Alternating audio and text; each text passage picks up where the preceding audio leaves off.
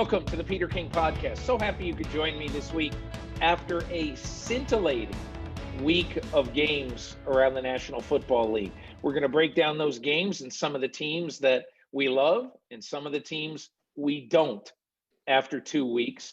I'm going to break those down with Paul Burmeister, my friend from NBC Sports. And then later on in the podcast, I'll be joined by Paul Allen, the Minnesota Vikings play-by-play man, who is, I would say it's fair to say, still a bit apoplectic after Greg Joseph's 37-yard field goal went 18 inches wide to the right and cost the Minnesota Vikings their 968th football game from a kicker, seemingly in like the last 3 or 4 years. But anyway, we will find what the angst level is in the land of 10,000 lakes in a few minutes. But now, hey, Paul, thanks so much for joining me this week. How are you? I'm good, Peter. After listening to that intro, I'm wondering, who do you picture as being your MVP, your most valuable Paul here this hour? That's a good one. Paul, you were always my most valuable Paul. Come on. Let's not even joke about that. Especially when I'm the one who's on with you at the current time. Yeah. This occurred to me as I changed what I was writing about in my column at 11:15 Sunday night. I mean, I had plans to write about a bunch of things that caught my eye, 10 different things in week 2. And I still wrote about several of them in my column. But as that game went down the stretch, the Baltimore-Kansas City game, I just kept thinking, there's like 3 or 4 of these games every week. So I look back when the game was over, and I look back at the last 4 games to finish on Sunday in week 2. Basically games 12 through 15, not including the Monday night game, okay? But games 12 through 15, as they ended, I've got Red Zone on in my house. I live here in Brooklyn, and I got the Red Zone on, and I'm watching these games. And in order, they ended 20-17, 34-33, 33-30, and 36-35. And I just kept saying to myself, I mean, the NFL cannot buy better publicity for its game than to have all of us sitting on the end of our seat and just waiting for the result as all of Greater Kansas City and all of the Chiefs Kingdom and everybody who likes the Ravens and really football fans all over the country.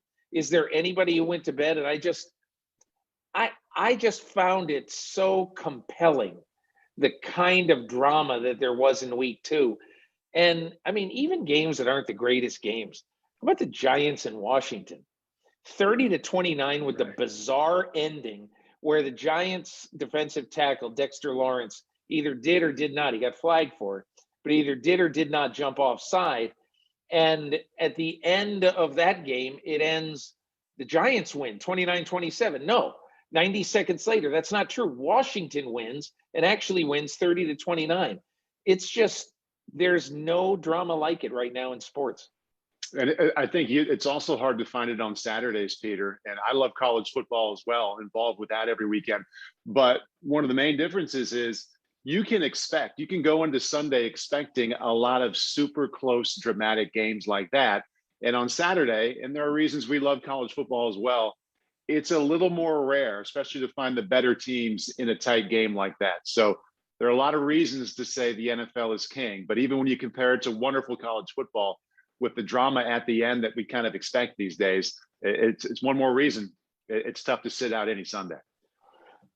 So, Paul, what I thought we might do this week is just do a few quick hits on the teams that we both are very impressed with through a couple of weeks, maybe in a surprising way, and the teams that have started 0-2. Let's hit a couple of each, if you don't mind. I found myself, and I'm gonna ask you your opinion of each 4 teams. So let's start it I'm going to have you hit it first, and then I will give you a few thoughts of mine. I'm curious.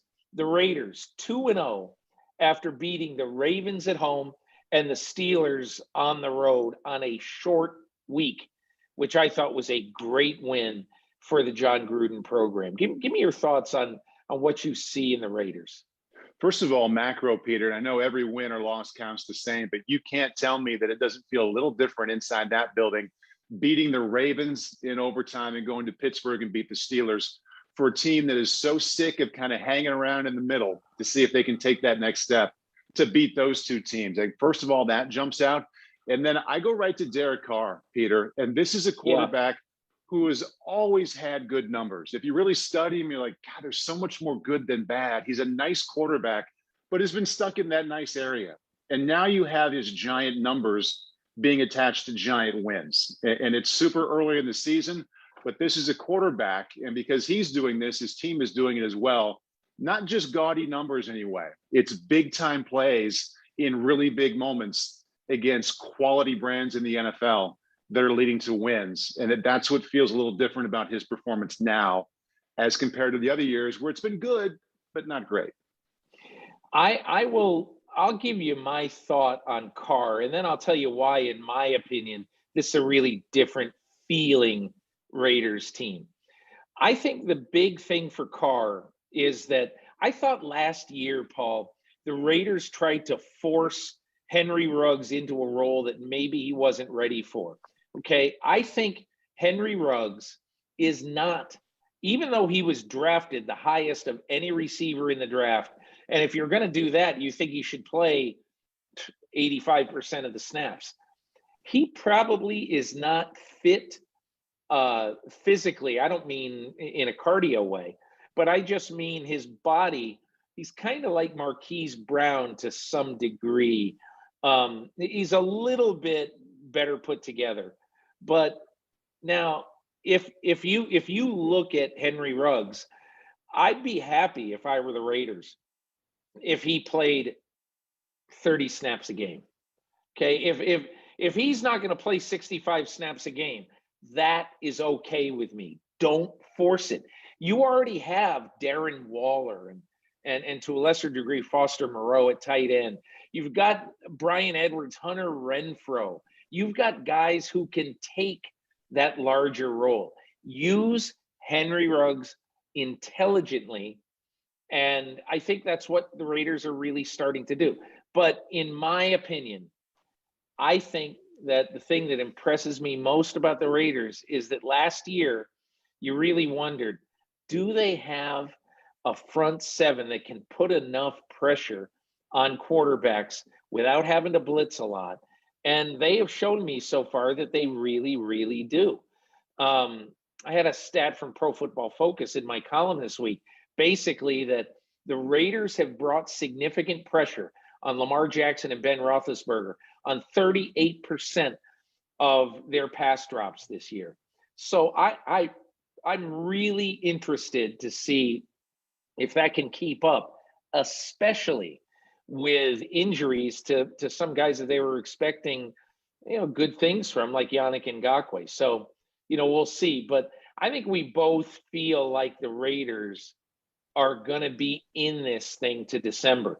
And, Paul, I really felt coming into this season that it was going to be the Los Angeles Chargers that might have an outside chance to challenge Kansas City. Now, and I still really like the Chargers. But now I think it could be the Chargers and the Raiders. The ironic part of it, obviously, is that, the Kansas City and the Chargers are both 1-1, and the Raiders and Broncos are both a surprising 2-0. But anyway, the one other 2-0 team that I am really kind of fascinated with is the Carolina Panthers. I never saw it coming. But I think, as I wrote about in my column on Monday, the fact that Phil Snow, their defensive coordinator, made some changes this year, and they have an oppressive defensive front in particular. And curious your thoughts about them and about, their suddenly transient quarterback trying to find a home, Sam Darnold. Start with the defense. And first of all, just backing up a little bit, they have all kinds of first round talent and also second round talent on that defense. Over half of their starters were drafted in the first or the second. Now, there's a lot of great players who are mid round picks, late round picks, but what that tells me, these are guys with wonderful physical traits and they're finding good homes for them. So it's a very talented defense. And what Phil Snow is doing, and I think yesterday was a better example because doing it against Zach Wilson is one thing, but Jameis Winston, say what you will, this is a guy with 70 or 80 starts in the NFL, right? And he was confused, and that's the number one thing, the most underrated part of a defense. I don't care if you bring 4, if you bring 8, you want that quarterback to be hesitant at the line of scrimmage, to have a little bit of wonder. What are they doing? Is the pressure coming from here? Is it from there? Boom, it's on me. And Jameis Winston had that look to him yesterday. So defensively, I love what they're doing there. And on offense, small sample size, Peter, but through 2 games, we hear this term identity. What's a team's identity going to be on offense? Sam Darnold's numbers and his production the first 2 games, almost the exact same when you look at the number of times he's throwing. High 60% in the completions, his yards per attempt, almost identical in 2 games. Christian McCaffrey touching it 29 or 30 times both games. So they're not only winning, it's a team where if you're really following, you can say they have a feeling of who they are. They know what they want to be. They know what that production needs to look like in that system. And I think they're really checking those boxes for identity as well as any team in the league. The one other thing I believe about Carolina that is just really interesting is that, look, Matt Rule comes in, he's only been there now for 18 games. So when he came in from Baylor, I think people really didn't know what to expect. But now that you can get a little bit of a read on him, I think he lets Phil Snow coach. He lets Joe Brady coach the offense. And he is a big program guy. And I kind of like that about a head coach. If you have confidence in your coordinators, hey, listen, you want to know what they're doing. But it's like, I learned a lot about football from covering the Giants in the 80s. Bill Parcells would let Ron Earhart coach the offense. He would let Bill Belichick coach the defense. Now, he wanted to know what was going on, but he did not lean on them. And, he was not really invasive in their team rooms doing. And I think that's one of the things that I like so far about what I've seen out of Matt Rule. Paul, let's go to a couple of 0-2 teams that, man, I see some bad warning signs. And let's start with the Indianapolis Colts. Now that they have Carson Wentz injured with some ankle injury, and we don't know at this moment as we tape this how long exactly he might miss, or whether he'll gut it out this week and try to play in week 3. But tell me what you've seen out of the Colts. How concerned would you be that they're 0-2 right now? I think the biggest concern to me, and obviously Carson Wentz is a concern with the injury, but if he's healthy, that combo of Carson and Frank Reich, I think that's going to be fun to watch and productive throughout the year. I'm concerned defensively. You look at these 2 games, and they played against very good quarterbacks, and Russell Wilson and Matthew Stafford. But their efficiency level, the way they're completing passes way downfield and not throwing interceptions, that's a real concern. And then one layer below that, or I guess you can say above it, the top 1-2 receiver combo on both those teams, Seahawks and the Rams. So you have Lockett and Metcalf in Seattle, Woods and Kupp. They have been just killing that defense. So efficient quarterbacks. And if the play caller for either team would just say on Saturday night, if we play well, our top 2 receivers will be over 200 or 300 yards and our quarterback will be super efficient. They're achieving those goals really easily right now against the Colts. Plenty of time to fix it. But right now that has to be a major area of concern, the way the quarterbacks are throwing it downfield. And their top weapons are having extremely good games. The other part of the Colts that is bothersome to me is, and I watched a lot of that game on Sunday, Paul, Carson Wentz got abused. He really got hit a lot. And the offensive line is supposed to be a huge strength of this team. Now, look, there's no shame in getting hit around a lot by the Los Angeles Rams. Right. You know, first of all, you've got a double or triple Aaron Donald, you know that. But they've got a nice defensive front. Sebastian Joseph Day, nobody has heard of this guy. He makes plays every week. But I'm worried for the Colts about, you know, their ability to protect and keep a quarterback upright. And Paul, one other thing about the Colts I wrote in my column, I'd love to hear your thoughts, because as a former player, you would know what this might be like. The Colts have agreed to be the first team ever in the NFL to allow Hard Knocks to document its season. Now, it won't happen for 2 more months. It's not going to begin until mid-November, but they will have their last 9 weeks of the season documented with an NFL Films crew. I should say, for those who say, oh my God, the NFL Films is going to be swarming everywhere, there will be 13 robotic cameras around their facility. And at first now, only 1 active camera and cameraman with a couple of producers and NFL Films people. So there are going to be many days where the players won't even see any presence from NFL Films. Having said that, man, the one bit of caution I think, Paul, is, can you imagine the Colts, as we sit here 0-2, what if they go down the toilet? And this is the story of a team that's been a crushing disappointment. So, you know, 2 months from now, it could really be problematic for the Colts.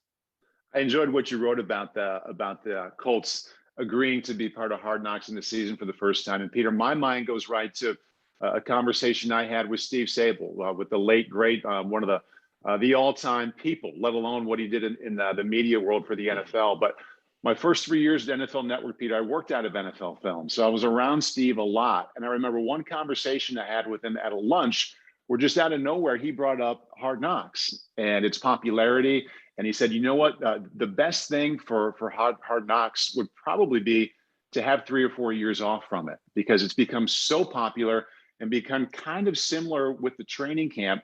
It's difficult, and I'm paraphrasing now 15 years later, but difficult to find a new way to tell that exact same story with Hard Knocks. And now, all these years later, I'm sure Steve would have loved this, the idea of making it new by having that kind of access behind the scenes. I know Steve would have been in love with the idea. And as fans, I mean, put the media part aside, just as fans, to have that access behind the scenes during the season, I think is really exciting and really fun. And whether they're a poor team that's unraveling or a really good team that's putting the pieces back together, it'll be a great watch. Paul, let's touch on our last team before we hit a bunch of topics around the NFL. The last team I wanted to mention to you is the New York Jets. They're 0-2, which is not a surprise. Losing at Carolina and losing to the Patriots.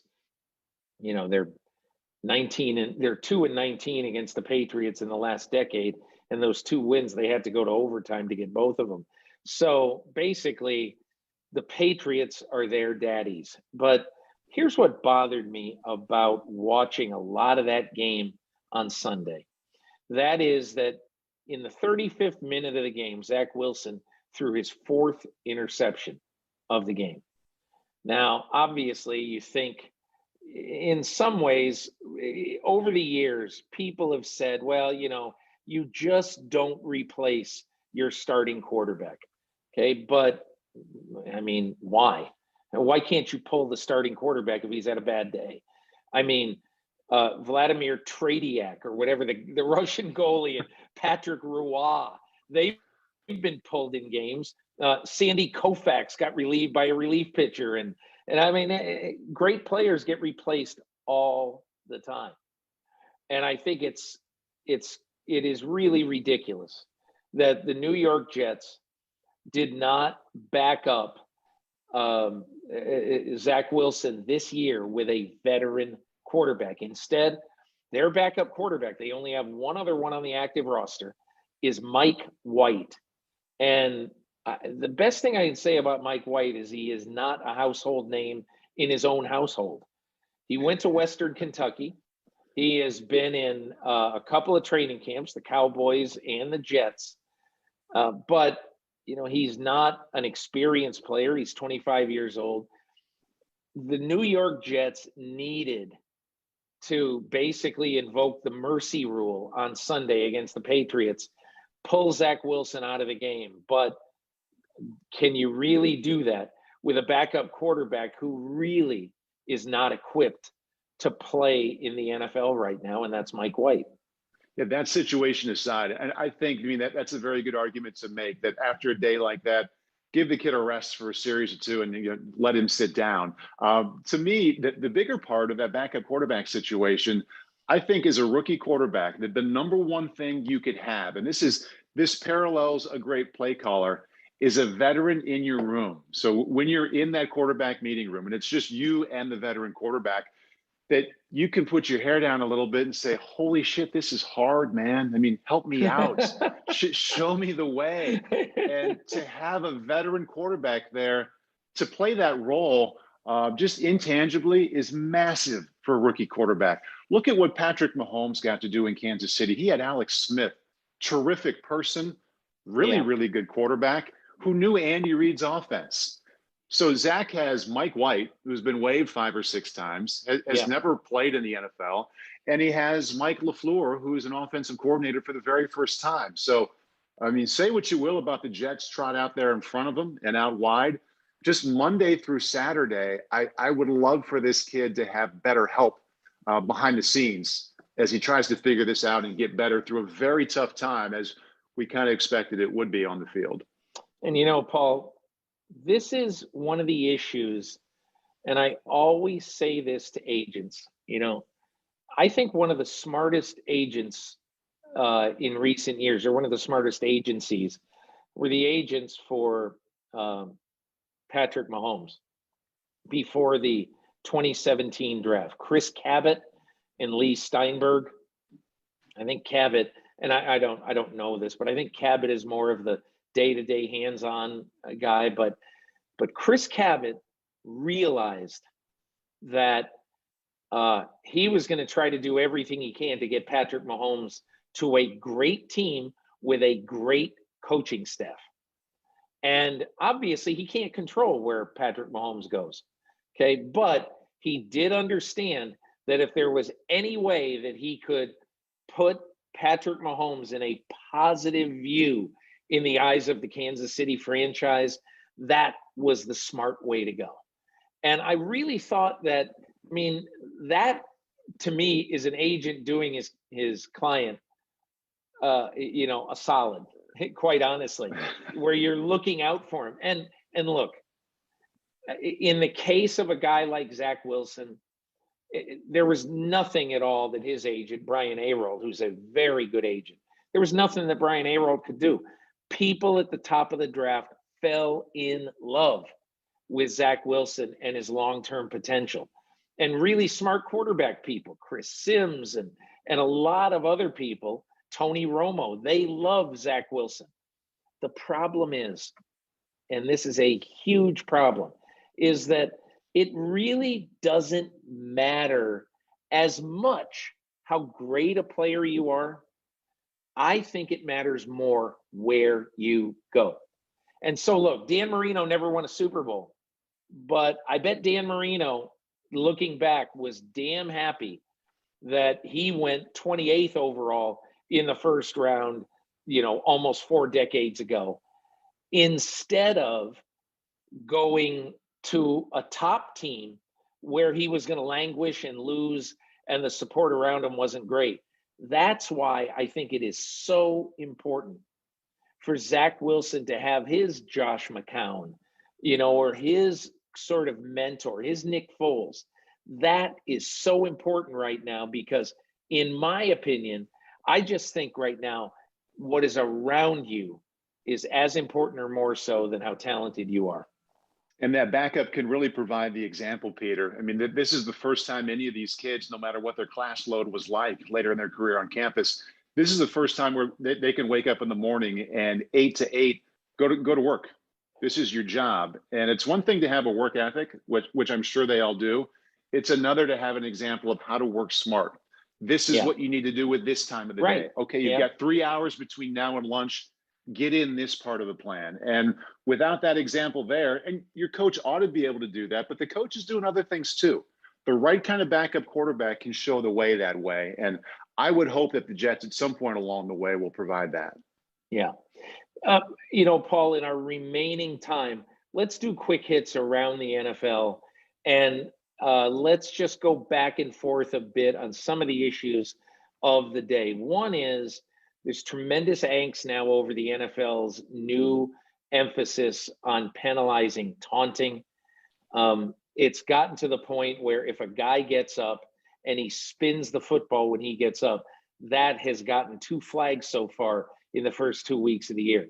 I think it's gone way overboard. Give me your thoughts. I love the idea of it, and I'll come at it from the point of view with kids who are interested in football in my house, both of my sons. I mean, like any other kid, they're going to watch it.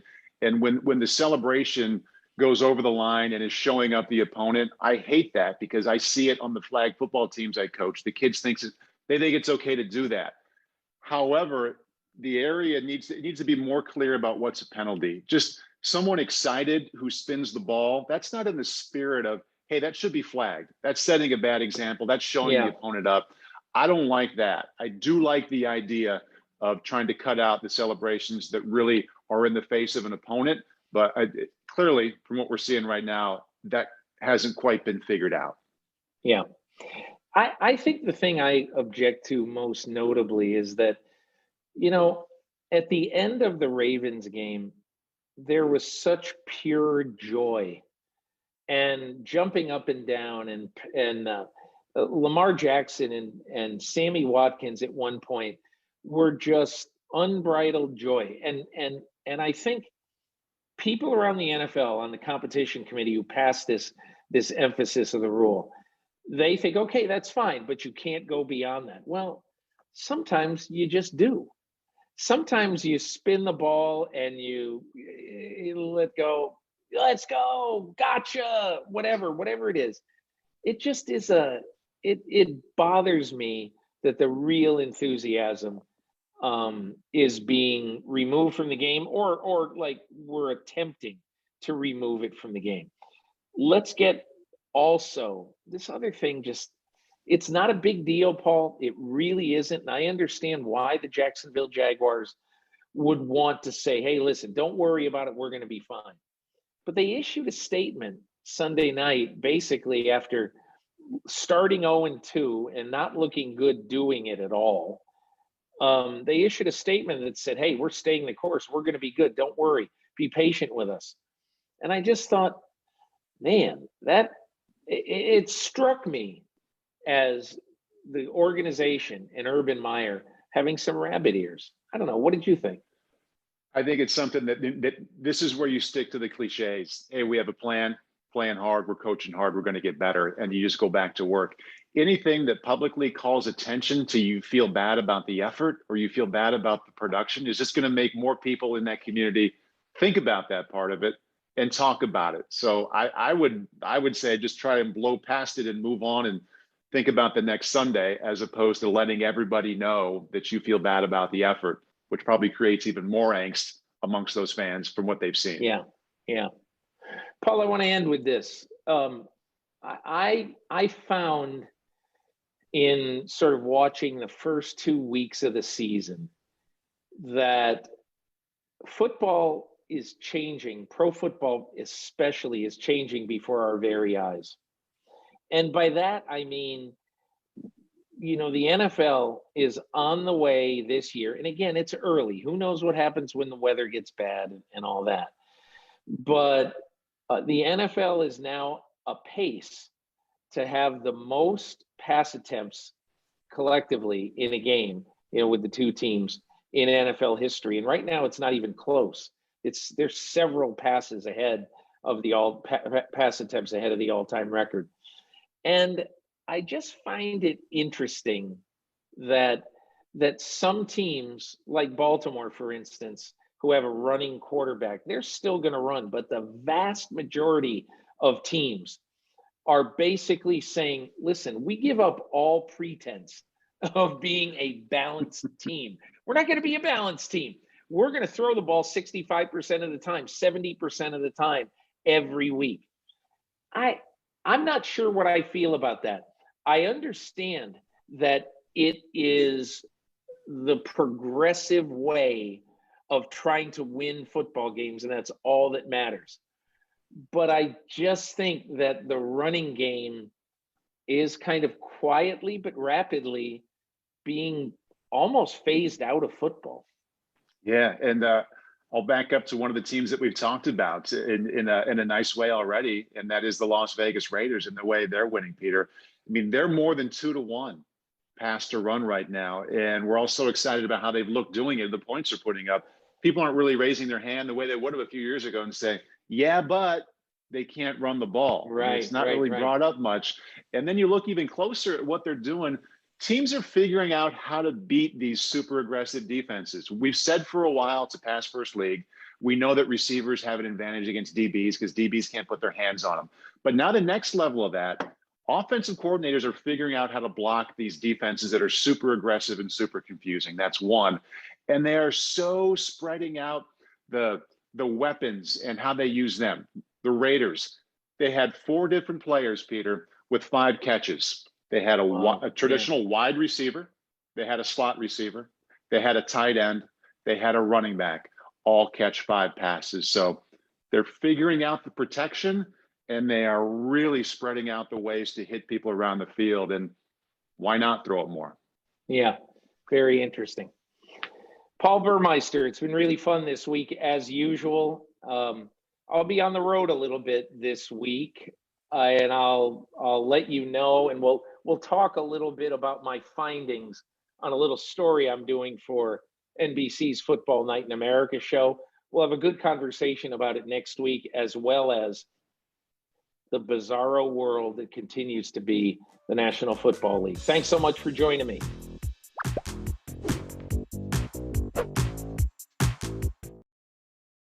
Hi, I'm Mike Tirico, and thanks for watching. Make sure to hit subscribe for the latest news and highlights from NBC Sports.